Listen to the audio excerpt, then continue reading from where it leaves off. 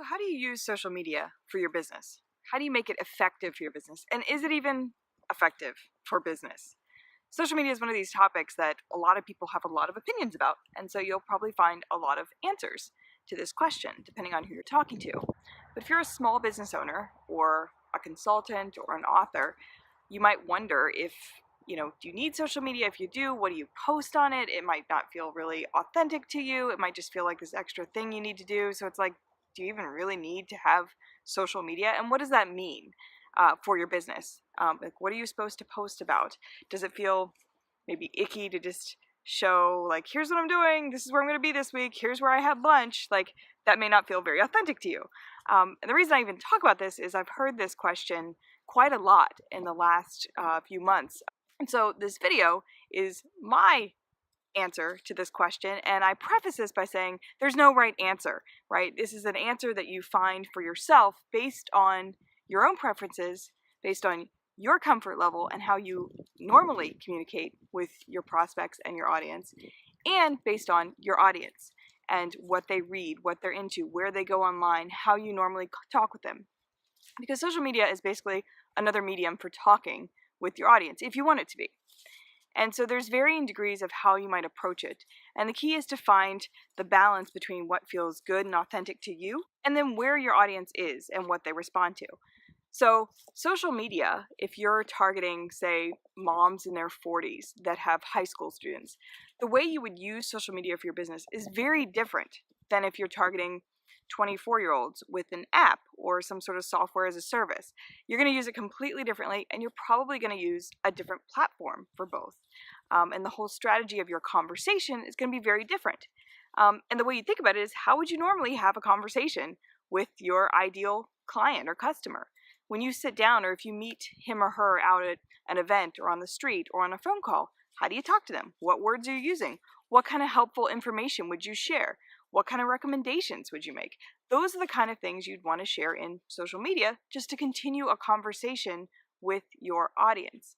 And so therefore, if you're, say you just published a book and you're an author and you're basically writing to professors and people in the space of education, and you're targeting topics around something very scientific or some research you've done, well, the way you're going to communicate on social media to put your book out there, to promote yourself, is going to be very different. So you might use LinkedIn, and you might target different professional groups, and you'd share maybe some excerpts from your book, maybe some of your favorite resources that you used during the research of your book.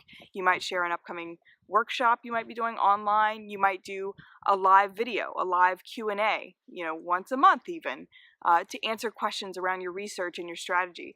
And you would specifically use probably LinkedIn as your main place, because that's where you'd find your audience. That's where you'd have the types of conversations that you would have if you met your target audience at an event or a conference or something. Similarly, if you have a yoga studio, for instance, and you really specialize in like pregnant mothers, right, expecting mothers, and that's the kind of yoga that you really have been setting yourself apart with, is offering that in your area. Well, first of all, you're probably going to be targeting your local area. You're not going to be going nationwide. And you're going to be having a conversation with expectant mothers who are looking and using online social media in a very different way than many other people, right? They may have limited time, especially if they have other children, or they may be researching certain types of things if they're a first-time mom. And so the things you might share on social media to this local expecting mother would be very different. You might point out resources or products that you like, or favorite places to go in the area for, walks in the afternoon with your newborn. You might share different stories of new moms and their babies and the ones that come to your classes.